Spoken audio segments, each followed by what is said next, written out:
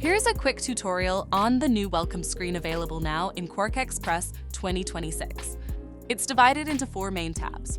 Here's the Home tab. It has different promotional materials, such as any new features, tutorials, and latest updates. Underneath this is a section for your recent projects. You can change it from list or thumbnail view. It's easy to search for other files on your computer.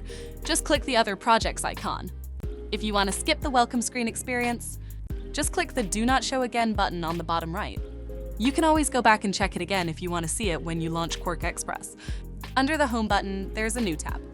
You can create a brand new project or a library, or you can use one of the presets. Some presets have the logo, which means they are provided by QuarkXPress. With a preset, when you click on it, it opens a new project for you with the dimensions for the project already filled out. For example, with the book preset, it opens a new project for you. Here for the magazine, you will see that the column layout is different. If you wish to create your own presets, you can do that from the New Project window. You can just define your own settings, click Save as Preset, and add a name. There is also the Recent tab.